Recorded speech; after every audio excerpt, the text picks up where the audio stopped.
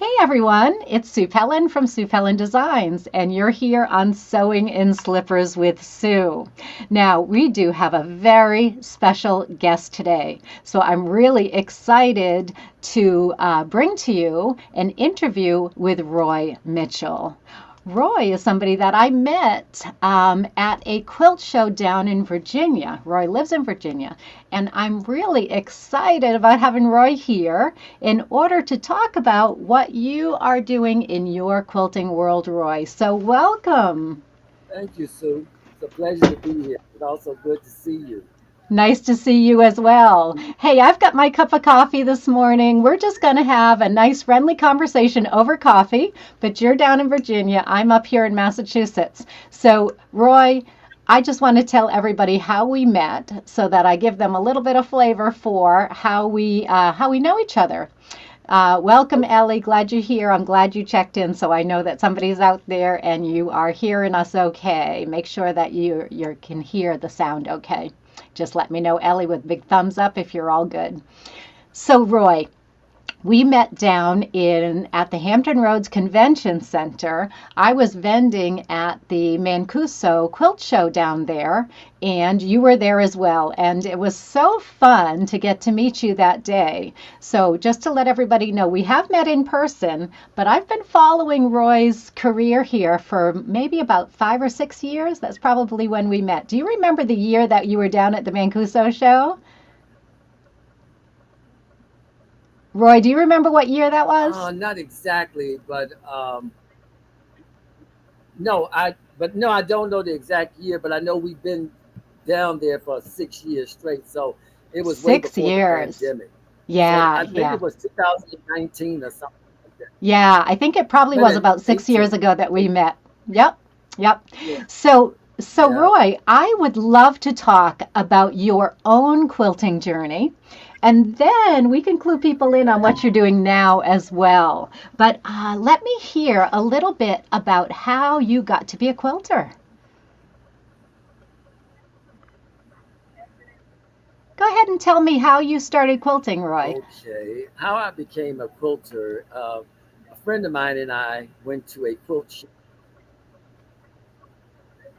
Okay. Can you hear me okay, Sue? I can. Yes. Oh, okay, because my screen is freezing. Uh, we went to a state fair in Manassas, Virginia. A friend of mine and I did, and she wanted a particular quilt, and I said, okay, I would buy it. But when I flipped the tag over, it was like $500, and I looked at it as a blanket. Like, are you crazy? I'm not going to buy this. And so I said, I could make this. And she said, well, make it. And I said, I will make it. But I had said something I never quilt, I never sewn on a sewing machine. So I said, all right, I will make it. And I ended up taking a class at a quilt shop in Stafford, Virginia. And we learned the basic 9 patch, 4 patch, bear's claw, and the grandma's fan. And I did it all by hand because I didn't have a sewing machine. And it was nice. I was the only male.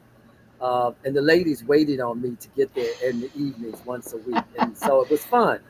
But then my son was born and I didn't quilt no more. But I always knew I had it in my heart. And so I said I got to get back into it. Even though I would, dabble around in just picking up a piece of fabric, I never did anything because I really did not know how to quilt. I Okay. didn't even know, where to begin. I just made these little squares. And I actually have my very first pieces that I ever did. I still have those. And, Oh, and it's sad excellent. because I'm at work and I'm doing the interview at my job, so I did not bring them here with me. But Okay.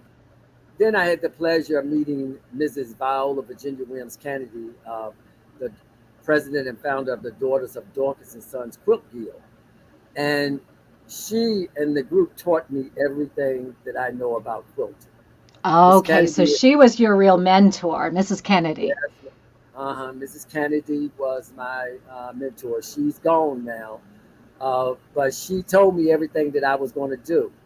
And she says, you're going to teach, you're going to quilt, Roy. And I did not, I said, I don't even know what I'm doing. But she kept telling me I was scared to do it. That's what she said. You're scared to do it, but you're going to do it. So everything that she had told me I was going to do, I was going to be in books, I was going to be on TV, I'm going to teach and everything. Everything she said came true, and so Wow. that's what I did. Yes, She was a everything wise she said. woman, So wasn't she? yeah, yeah, she was very wise, and she told me what I was going to do, and I was scared to do it.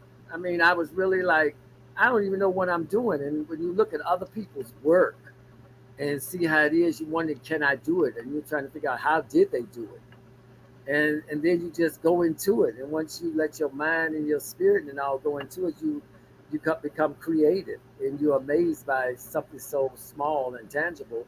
It grows so big. And Isn't sometimes, it? it gets big and you want it to get bigger, and then there is a stopping point. Yes. So that's how I That's got started. that's amazing. That's how you got started. So she inspired you by telling you how this was going to become a huge part of your life, and you didn't even realize it at the time. That's Yes. I so did not realize interesting. it at all. Now, do you have You any couldn't quilters in your you couldn't have family? told me I would. Did your mom quilt, grandma? Actually, I no. Actually, I had to get in contact with one of my elder cousins, and she told me that my great great aunts used to quilt, and they had the loom that came down from the ceiling. Yes. And I was like, wow. And I remember going to their houses, but I never saw the quilts because I wasn't looking for them, so I couldn't see something I wasn't looking for. But I was I visualized. I remember seeing something in the ceiling, but it was just the ceiling. So I am actually the first male quilter in the family, but there were my great aunts used to get together and quilt. But Yeah, my so they had grandparents a did not they had quilt. a My frame. mother's mother used to do needlepoint.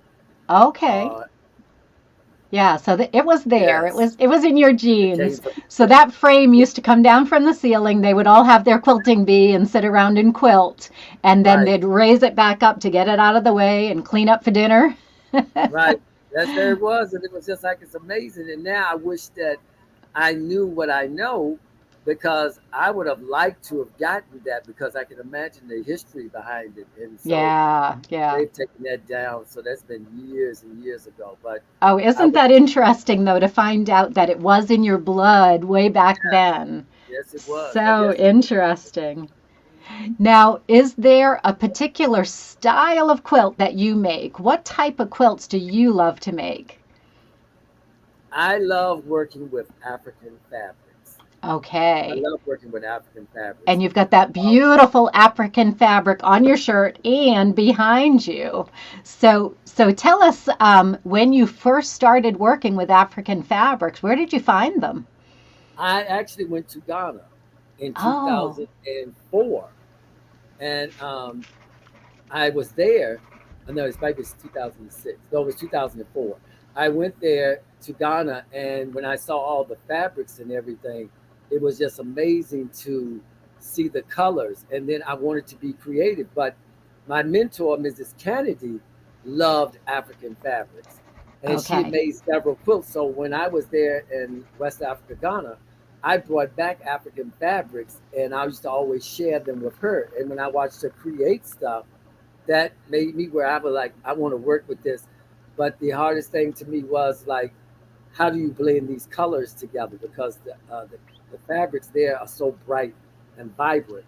So I said, well, Yeah. I'll do this right here. So I love working with them. And then I realized you can just take any of them and make them work. They all blend together. So I don't have to have a solid piece. I can just take different ones. And the quilt that I did an interview with David from Mancuso Quilts. He did a live interview with me last year, and I have an African quilt that I made that's on this website with that. I made that quilt behind me, and I actually did that king size quilt in one day. So In one day? I one day, and Sue, check this out. This is what's so unique. I teach, I teach my students here, and they always say, "Mr. Mitchell, we never get to see you sew." And I said, well, I don't have the time because I'm so busy teaching. So I said, if you all continue to sew and don't bother me, I'm going to show you what I can do. So I Okay. actually sat down and I had fabrics, and I made that quilt in one day while my students was here. I made the top, and then I Wow. put it on the long arm machine and actually did the quilt. You did the quilting as So well. yeah, So you so enjoy I love you working with. enjoy all parts of the Yeah, process then. So was obviously that must have been a pieced quilt because it got done so quickly. yeah, it was a piece, yes. But then the quilt that I made, the watermelon baby quilt, that's what we done is all couched. Miss Kennedy taught me that the outline that's going around that design of the babies is all done by hand using embroidery floss, and then that one was all hand quilted.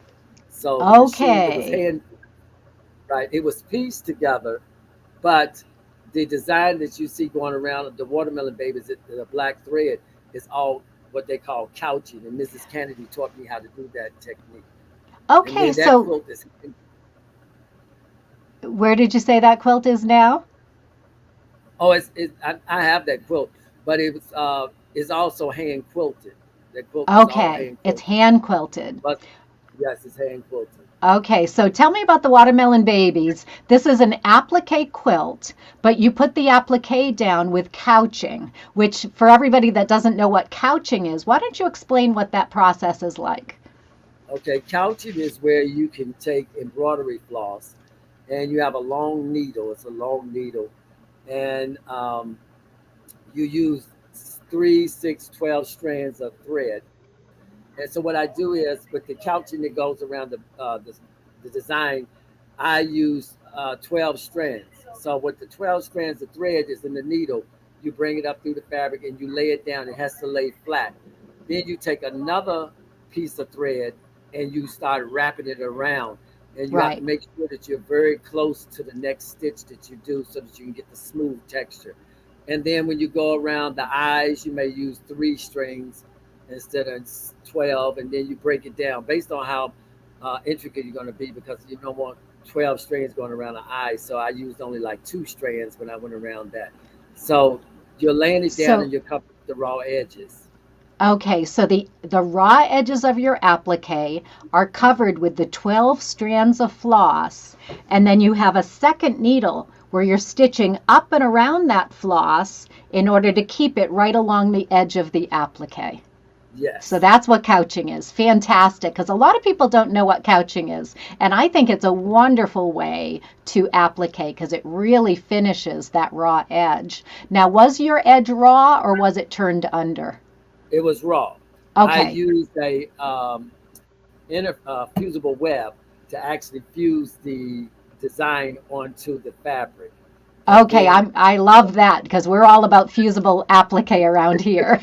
right, right. So I fuse it. I'm a fusing person. I'll fuse everything down. So Excellent, I, excellent. right. So I fuse it down, and then I go back, and to actually do one of those squares, it takes me maybe about 8 hours to do one Wow. Yeah, because yeah.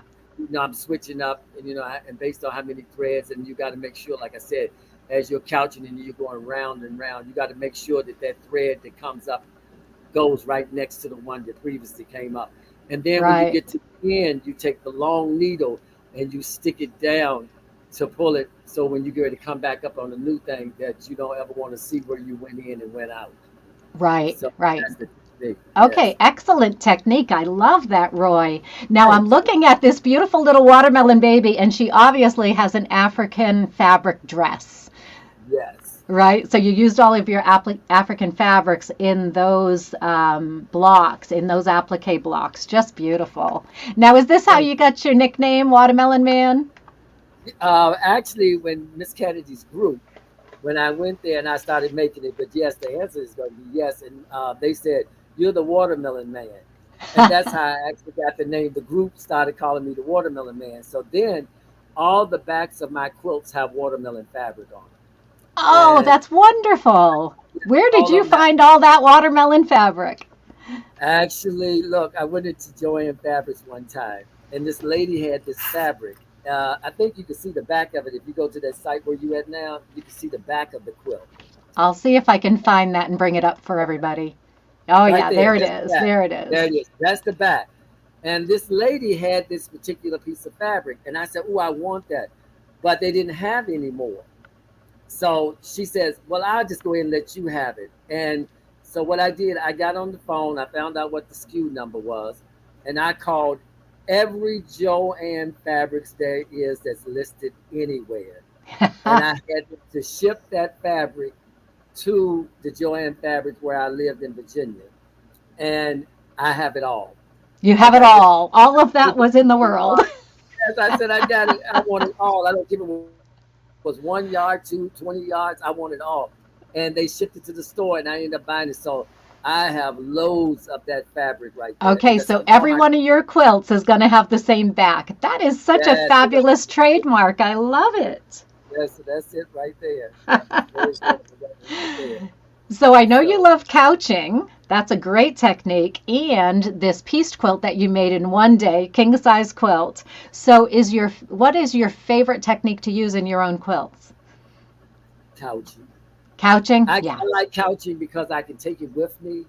Yep. You know, if I got an appointment or if somebody's driving the car or something like that, I can just sit in the passenger seat and I can couch. Um, and right now I'm working on some pieces now. I got like 12 pieces that I have couched the design in this, of ladies.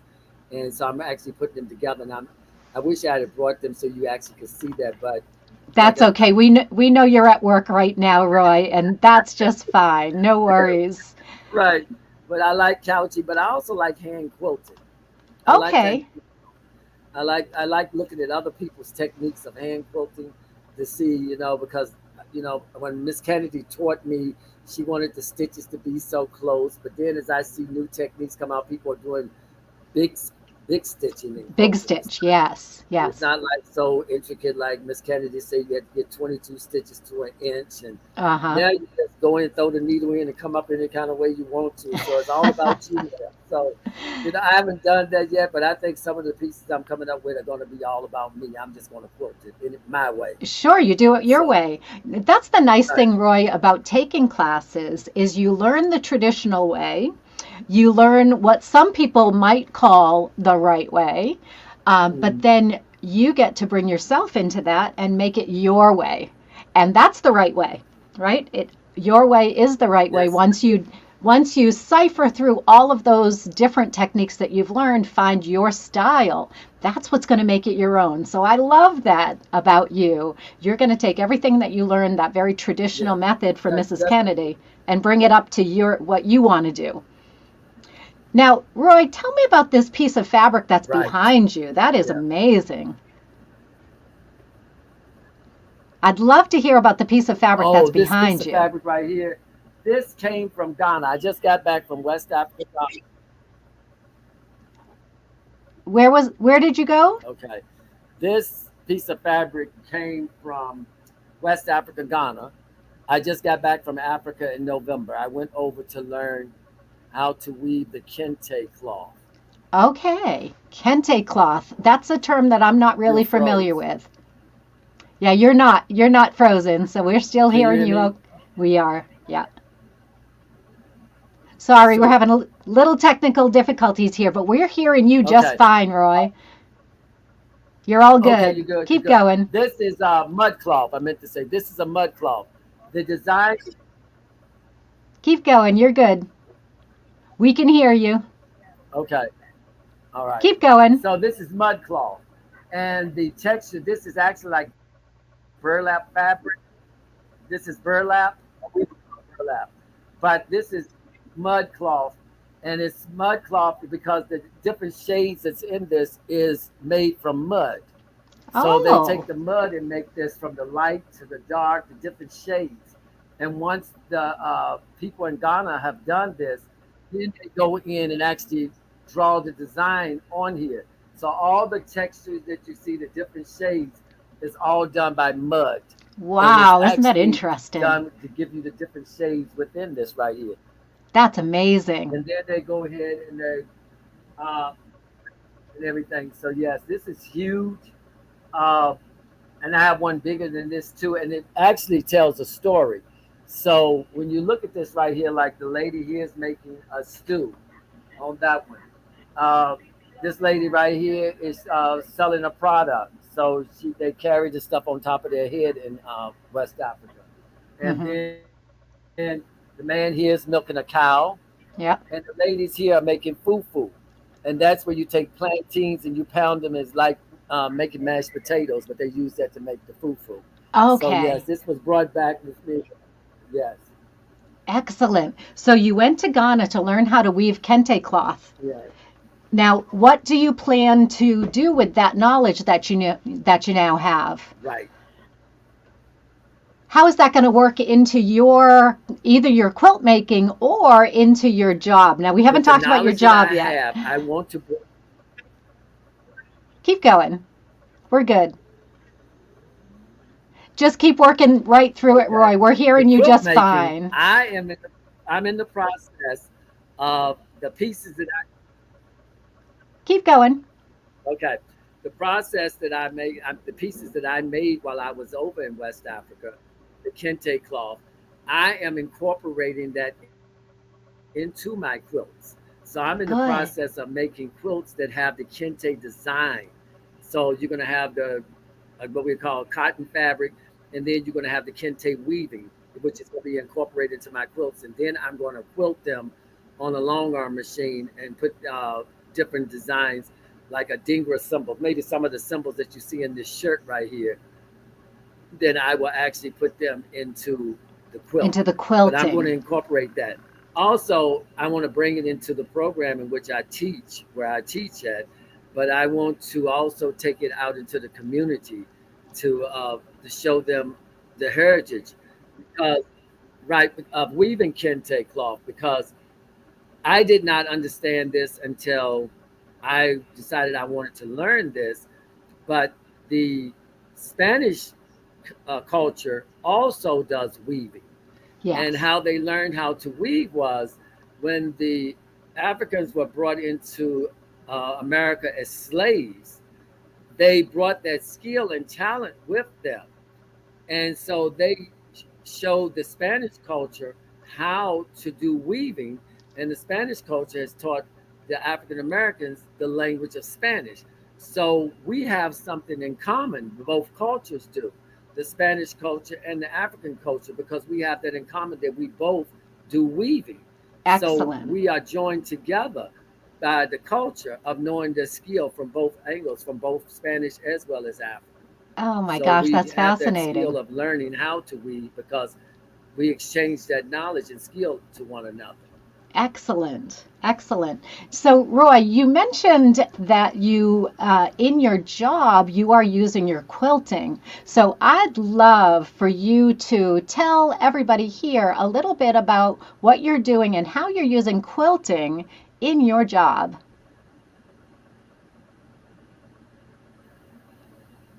Now, if you can hear me okay, we can hear you. So just tell us that story about how you wove quilting into your job. Yeah, I think Roy's having a little hard time hearing me. So, Roy, tell us about your, We're breaking up. What was the yeah, question? tell us about your job and how you incorporate quilting.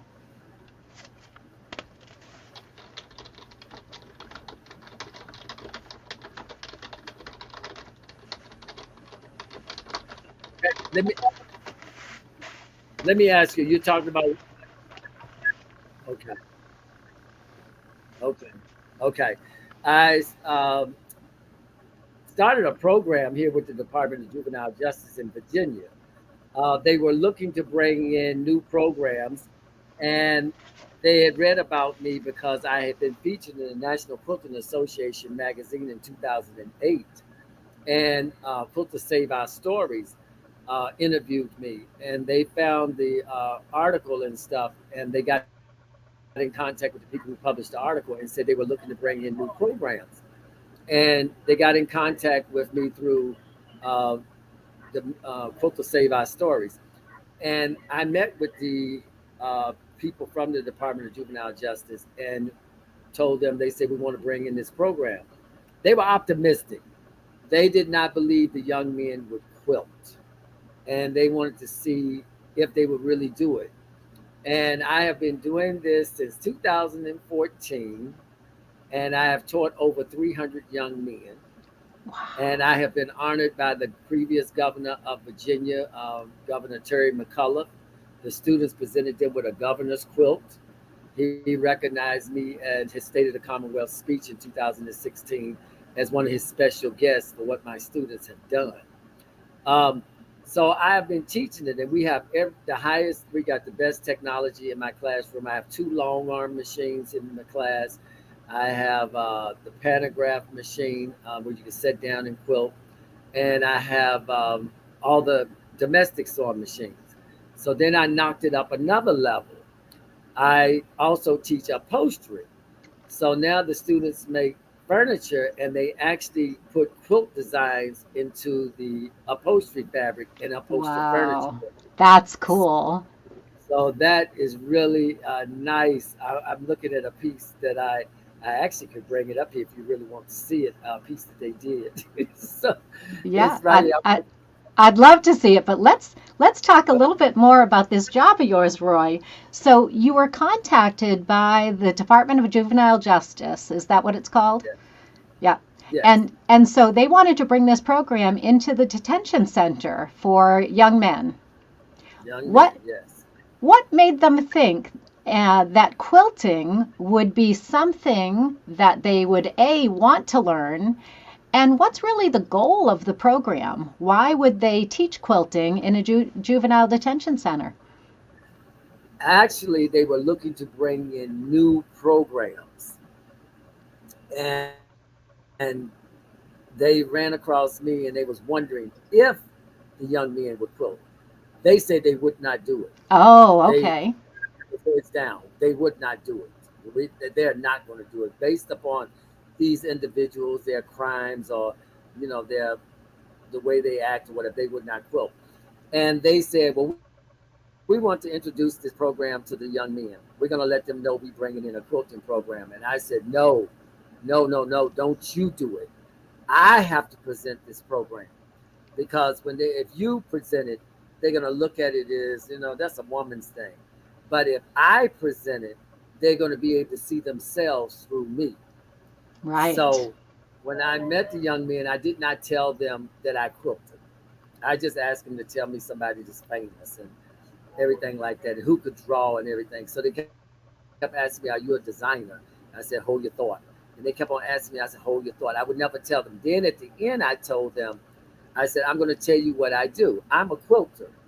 And when I said that at the end, maybe about 30 minutes or so later, they were like, "My grandmother used to quilt. I remember seeing her do this." And they were so engaged into the conversation with me.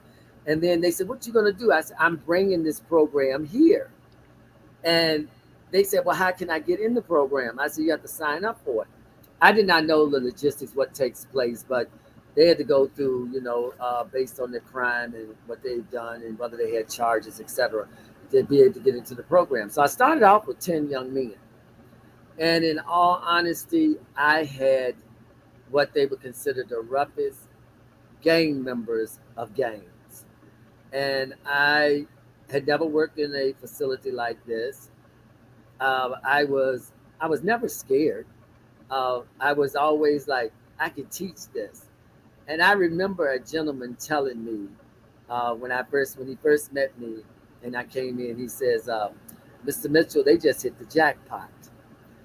And I said, "Why you say?" He says, "You're going to change these kids' lives." And I didn't know what I was going to do. I mean, I just knew. So I developed a curriculum, um, and my students have to take 26 tests. My grading scale is 90 to 100. 89, it means you did not pass. You have to study, and you have a final exam of 374 questions, which Wow. covers all of the 26 points. And you have to pass that with 90 or 100. That's as Now, far as between 90 and 100 is what you have to pass it. what type of So a test is this? Is this about quilting? I'll put it in the chat. it's all about quilting. It's all Okay. about quilting. First test that they take is about my mentor, Mrs. Viola Virginia Williams Kennedy. Okay. So you're teaching them how you learned and they have to study your progress, and then they take a test on what you've taught them. Yeah, keep going. It's okay. Okay. So all the tests that they take is related strictly to quilting. They learn about the they have to study. They take a test on the Underground Railroad. They take a test on the acronyms that you use in quilting. BOM, block of the month. FQ, fat quarter. FHST, half square triangle. So they have to learn all the acronyms and pass them, because when I start teaching, that's what I start using, the acronyms. So that way I make sure that you understand what I'm talking about. So they have to learn that. They have to learn all the tools you use. What is the purpose of them? You have to know all the parts of the sewing machine and what are the functions of that particular piece of the sewing machine. How do you use it? And how would you accomplish this? You have to know the seam allowance, the Okay. types of batting that you use, what So, name brand did Roy, you use, the different types. And for hand quilting, you use which one? I use Mountain Miss Light because that's what Miss Kennedy taught me. Then if you're going to use the, so I'm really yes, curious. Um, what you're teaching them is how to learn. So your goal is not necessarily to teach them what a fat quarter is. You're teaching them how to study, how to take a test, and how to learn. That's fantastic. that teaching them team building, uh, collaborating together, discipline, being on time. So, what I tell them in my class, this is your job. I'm preparing you for the outside world. So, therefore, Yes. when you come to work, you got to come in ready to work. So, this is their job when they come in. So, they have to collaborate with one another. They have to do a team effort. And once you make your quilt and we put it up on the long arm machine, then a group of guys all sat down and sewed the binding down by hand. So they all Yep. sew it down by hand. So, including myself, I sat down and sew with them. So we do it. That's the team building, discipline. So they have to learn how to do that. And then, as you met them in person, they have to be prepared to come out in public, and they got to know how to present themselves as young men. I have a sign on my door, Sue, that says leave someone outside the door and bring somebody in. It took someone to do the crime to get in here, but it's going to take somebody to walk out. And when you walk out, you're a different person. You got a mindset, you know your goals, and you've changed. So you have Ah, to bring somebody in my class and leave I that got someone. goosebumps, Roy. I got goosebumps because you are a gift to these Thank you. kids. You are a Thank gift. you. Well, Told me that day.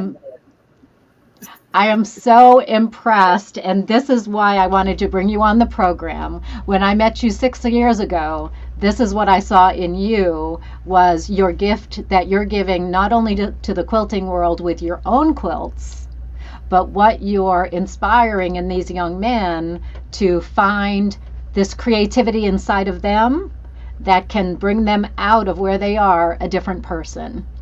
And Yes. it's that creativity, but everything that you're teaching them along the way that goes along with that, that's going to bring them back into society and be a creative, functional addition, a positive addition to their community. And I love that. They could Thank be the you. next Roy Mitchell.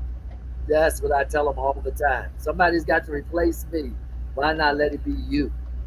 Right, Right? right. Oh, that is fantastic, Roy. So, Thank not you. only am I fascinated by your personal journey and your personal story, and I would love to see your own quilts, but here you are working at the correctional facility and you're teaching some really um, positive mindset, positive attributes of what it means to be a productive member of society, and you're giving them real valuable skills that could mean a job on the outside, right? Yes. So you talked Yes. about the upholstery. Tell me a little bit about that.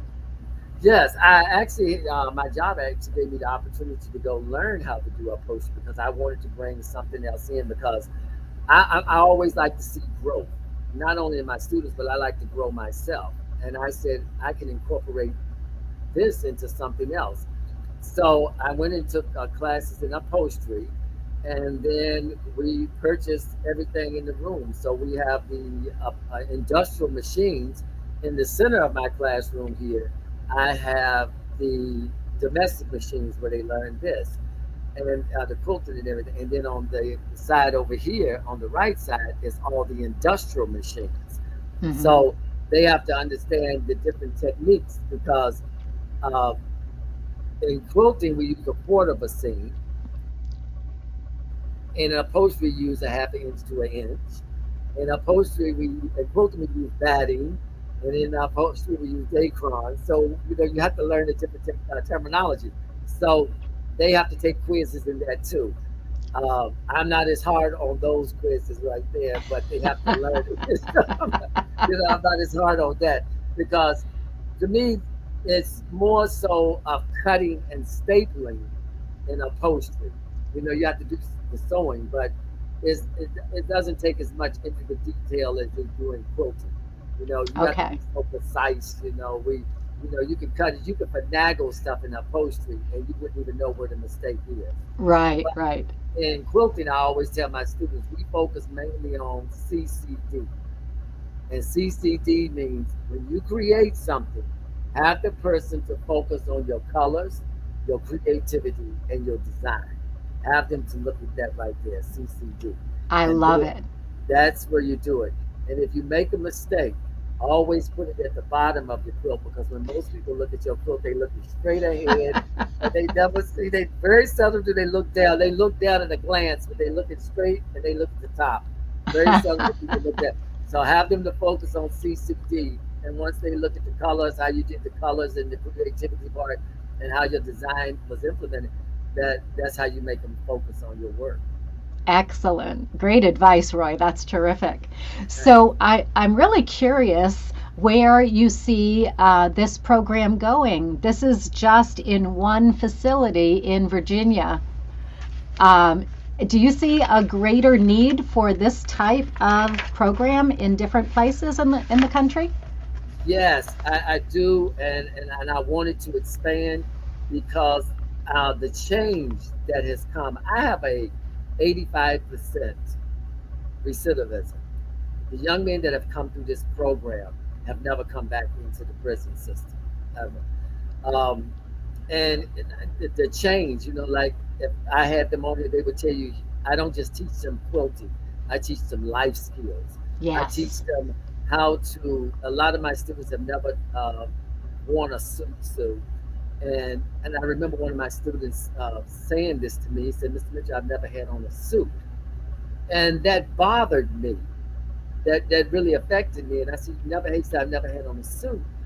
and and I refuse for a young man to have on a suit for the first time, and he's not alive to see himself in that suit. So when we went to a quilt show, I went out and I got everybody a suit. I brought them the shoes, the socks. I got them everything, and then they did not know how to tie a necktie. So we practiced how to tie a necktie. Then they end up making their neckties. Then we get into the Yes. bow tie and we had to learn how to tie the bow ties. So when they put these suits on and stuff, their whole demeanor changed. Everything was different about them. And, they liked the way they looked. And with what's going on in the world today, um, I know that if I could take this out into the community, we can take the idle minds and make them creative. Because these young men that I have with me, they've done these crimes that are out here, and then behind these gates and on the walls, they are so creative. So I have tapped into their inner talent and let them flip the script where they can see this is more than I can do. I don't have to be violent. I can take all of this and in quilting, as a quilter, you have to focus. Yes, You you're have to focus. channeling all of that energy in Yes, a positive way. yes, and you have to be there because I tell them that I said I always ask my students. I said, "Who is your best friend in here?" And they'll say, "Oh, this is my best friend. This is my best friend. This." I said, "Oh, but you're gonna really beat your best friend in here." And they said, "Who is it?" And I'll pull out the seam ripper and say, "This will be your best friend because you're gonna have to take apart a lot of stuff." And they know I don't like doing that. I despise thinking. I don't like the scene with her. I don't. None of us do. It wastes my time. But I would love to take this out into the community and tap in where the to get the and that to get the families involved. So that means if I can tap in and get your mother and get your then you can do a group thing. So this home could have this and then this home. And then we can all just really display the work of the entire family and where the son could probably draw whatever you want to do. It can be So you bigger than you're that. seeing this program not being as the solution or the cure, but you're looking at stepping it back a step and making this a preventive measure, getting kids creative and focusing their energy on color and design and all of those things that you mentioned in order to focus their energy on something very positive. It's going to build their self-esteem and their value of themselves, what they see of themselves. So Right. that makes complete sense to me. Roy, how do we clone you and make this happen? You sound like my boss one time. She said, "If I could just clone you, but I'm here, and I thank God for the gift and the people that He's allowed me to meet, so meeting you and the people that I've met along this journey. Because if I did not quilt, I would have never met no one, no, none of the people that I've met. But I know I can do it. And before I leave here, I'm going to follow that dream right there. I want to do a national quilt walk. I want to do a quilt walk Okay. where that people that have lost people to whatever type of violence or a disease or whatever, you keeping them alive through your quilt. They may be gone, but we're going to say they're not forgotten. And I Uh, want to I want to every have. time I talk to you, I get goosebumps. So I'm always thinking, what can I do to make somebody, because I see it happening here, and my students that have been in my previous class, they have been with me for 8 hours.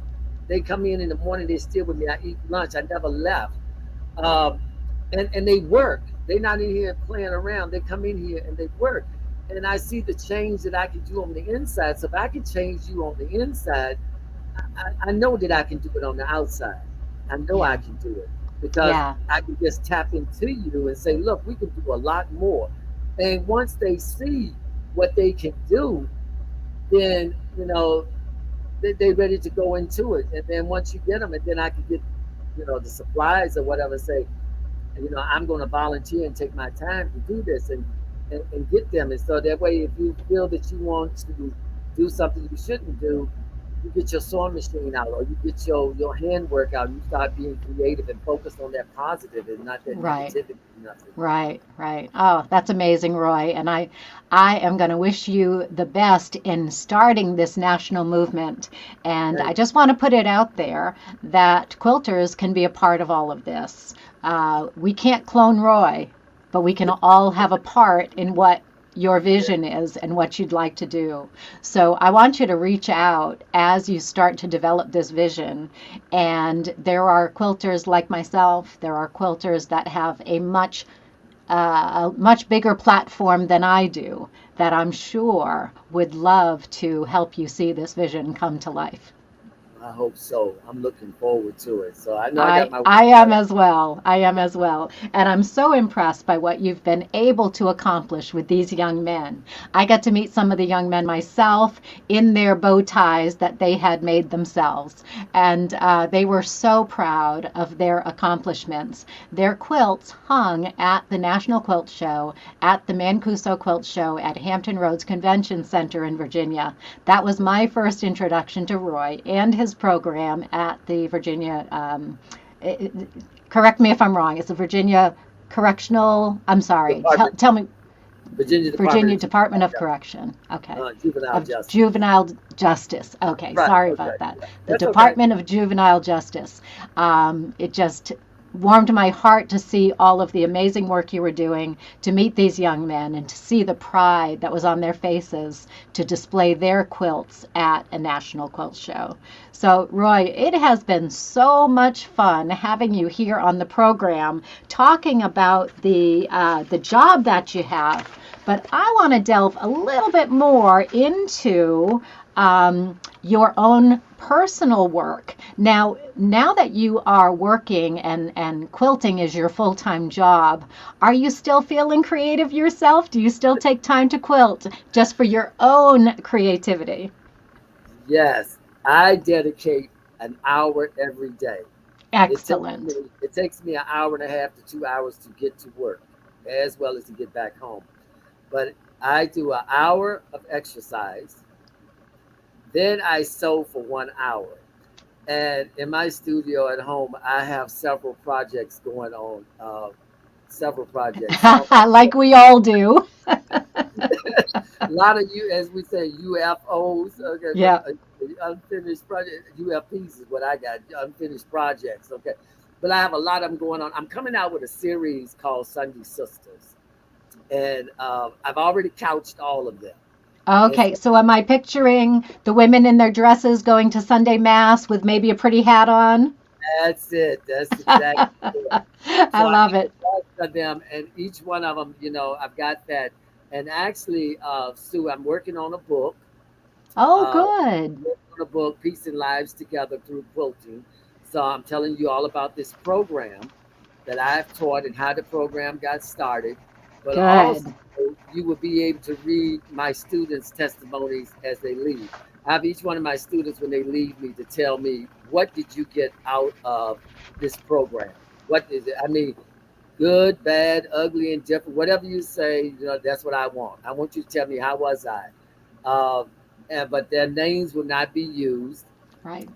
But I have asked some of my students, could I use their name? And they said, I don't know. I don't want you.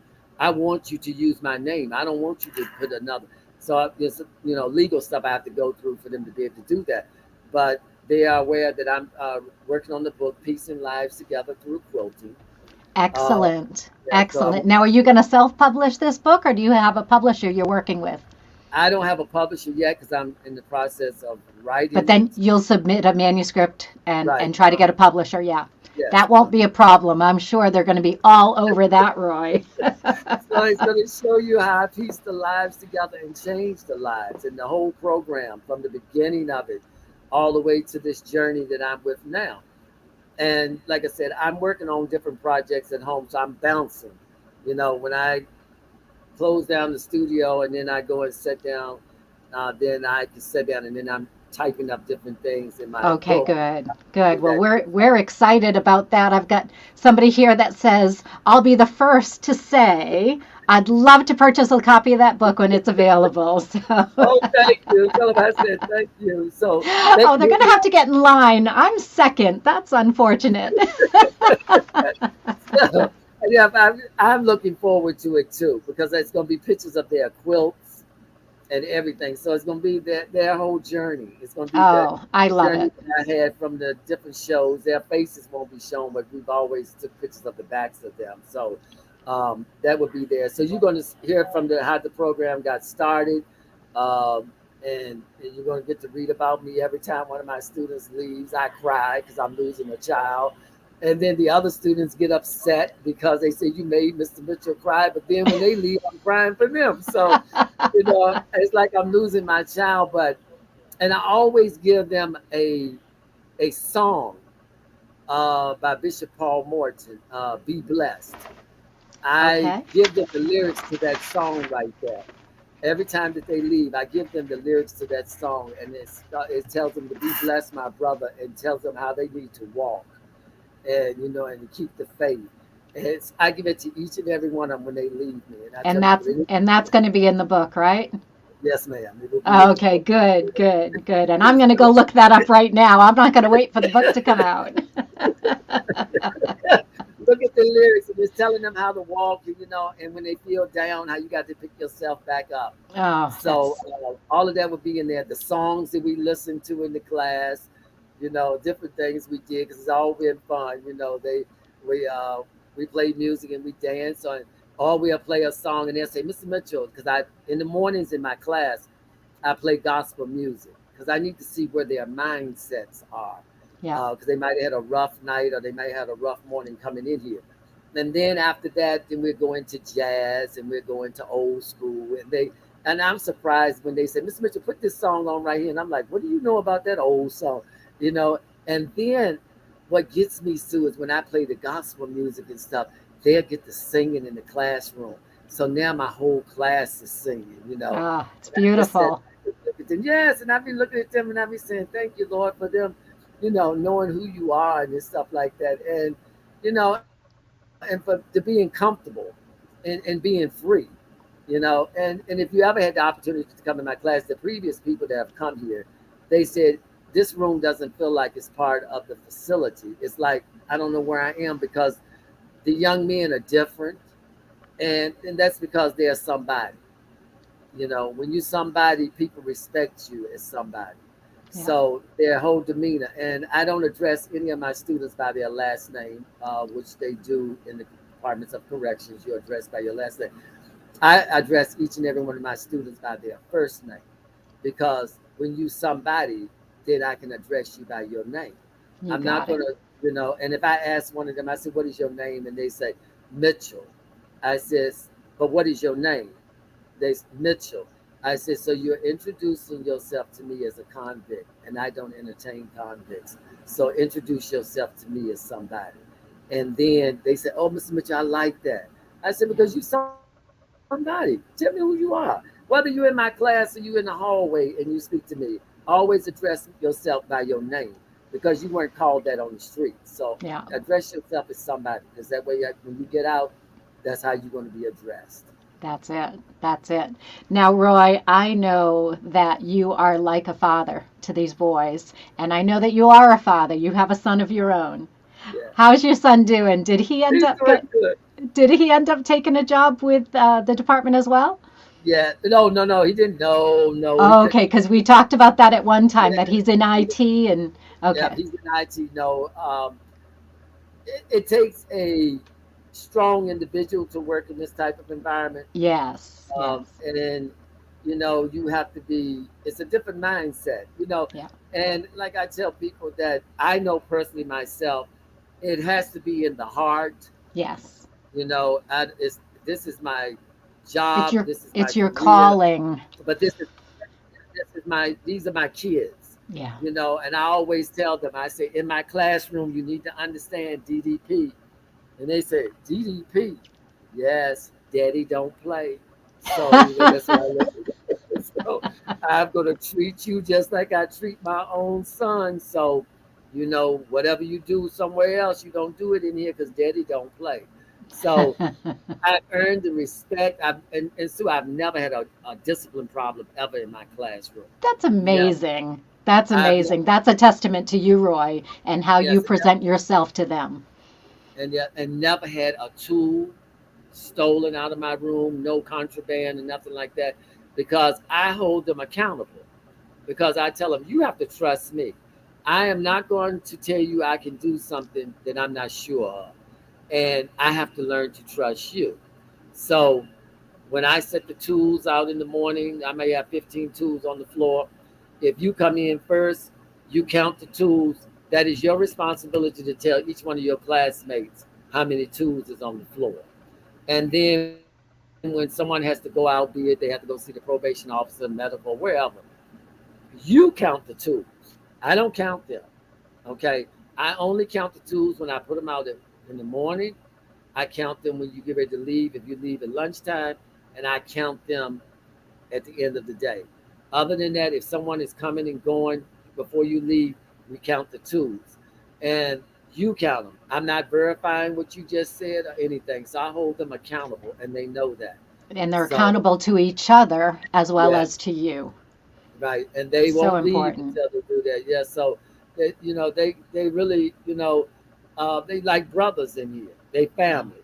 And they will Yeah. tell you this, we family up in here. And it takes special people to be in this room, you know, to be Now, family. Roy, you say they're family and you say they're brothers.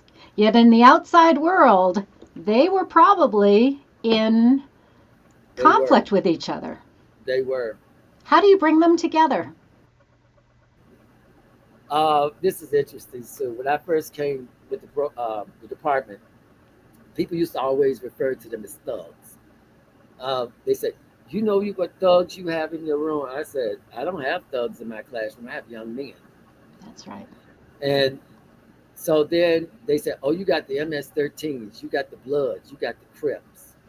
So I I came in the room one day. This is when the program first started, and I said, I understand that I have the MS-13s in here. I don't want to know who you are.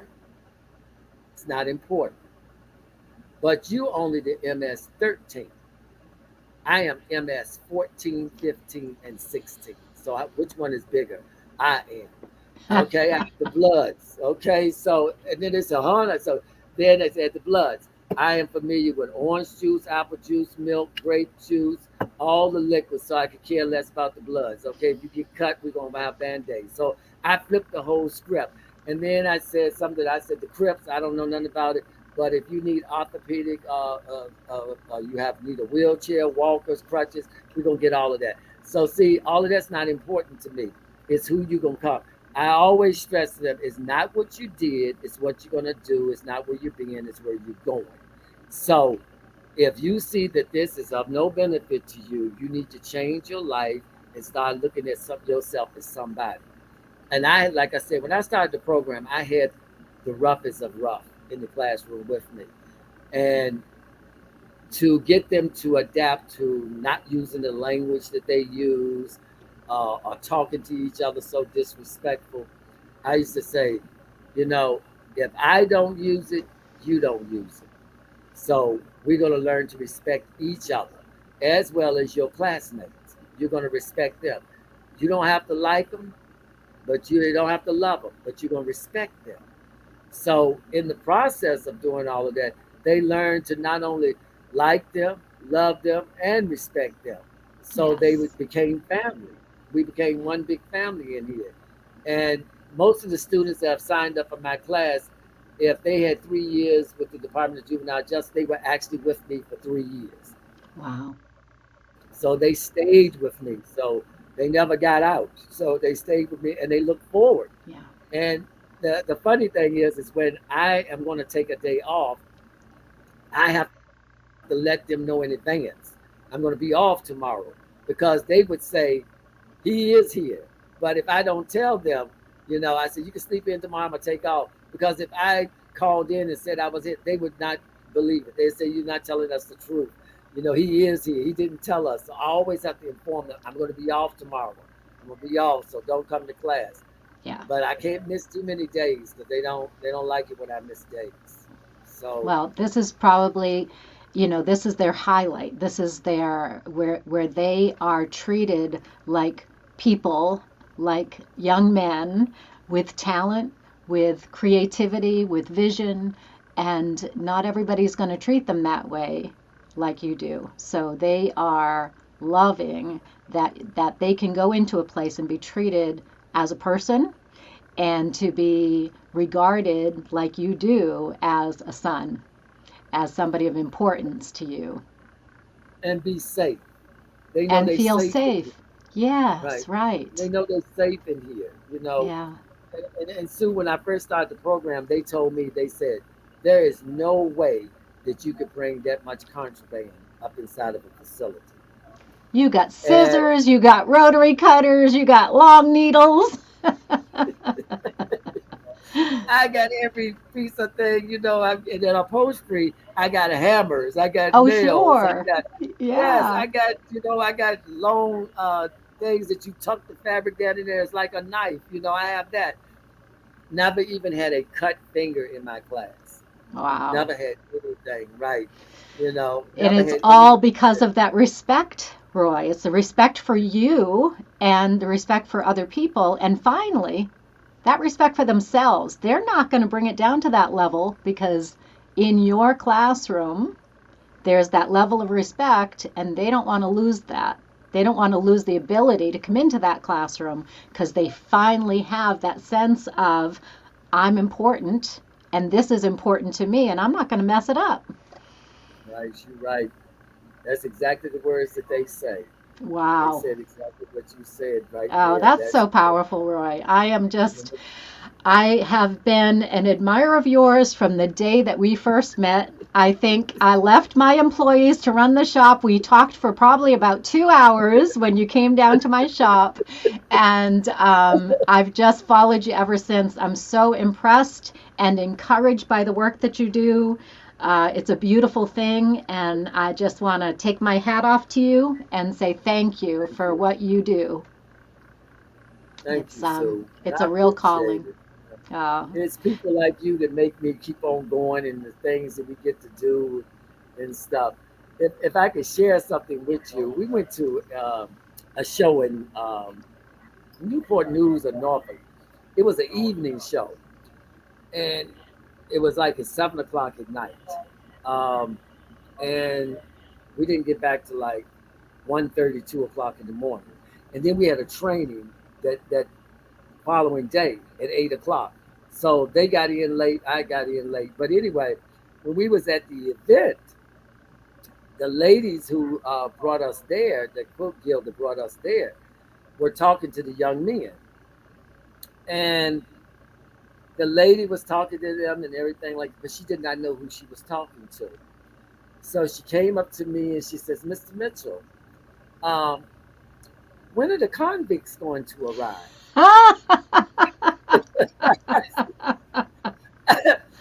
So I laughed. I laughed so hard at the lady. And she said, "Did I say something wrong?" I said, "Oh, no, you said something right." Yeah, I said, "You said you something would right." never What you must know. say. And she says, "Well, what did I do?" I said, uh, "Tell her who you all are." And they said, "We are the convicts." And the woman was like, "Oh, no, it's no way. It's no way." And I told her, I said, "No, ma'am. And I appreciate you saying what you said because you didn't even Yes, know who you were talking to." that's I right. said, "They were That's already the here." type of difference that you have made. Yes. Yeah, I And love they it. were saying it. Yeah, they said, "Mr. I Mitchell, love they it. didn't even know that." And I said, "See, when you somebody, people respect you as somebody." She didn't even know who she was talking to. You would, That's right. so I told them, always carry yourself as somebody, even when you leave me. That way you always get the respect because you're going to give respect. Ah, what a So, beautiful thing. That is yeah. amazing. You know, on that note, Roy, we are past our 12 o'clock hour. I'm going to have to say goodbye to you. Now, we did have a question about the symbols on your shirt, and you mentioned bringing that into the quilting. Are there meanings to those symbols? Are they words? Are they, Actually, these symbols mean something. I don't know all of them, and I don't see the one that I really know. The thing, all of these mean something, but you can actually go on the website and look up Adingra. Is Andrika, Adingra symbols, and each one of these means something in the language. I know the one that I use a lot in my quilts is the one which is devotion to God. If you look that up on there, you see Adingra, and it'll give you the meaning of this? each one of these symbols, right? Okay, excellent. Roy, do you have access to the chat there? Could you type that in? Because I didn't get the spelling. I Or don't. just spell it out for me. A N Drikr.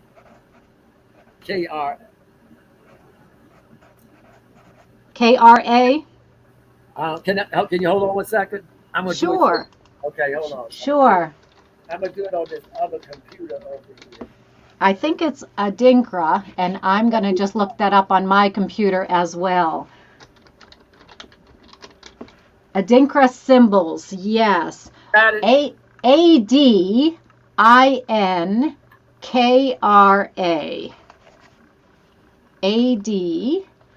Adinkra. So I'll put that in the chat, and that way, if people do want to look it up, they can check out the Adinkra symbols. Okay, excellent. Well, Roy, I'm really excited about hearing about more about your trip to Africa to learn to weave the kente cloth. I could speak to you all day long. I hope we'll be in touch soon so we can chat again. We will. And I am going to be heading down to Virginia in April, so we'll see if there's any way that we can connect then. Okay, that'll work. Excellent. That'll work. Excellent. Roy, it's been a pleasure. So nice to see you. And once again, thank you for all that you Thanks, do. Sue. I Take appreciate care. you. Take care. You too. Take care. Thank Have a you. great day. All right. Take care. Bye. Bye.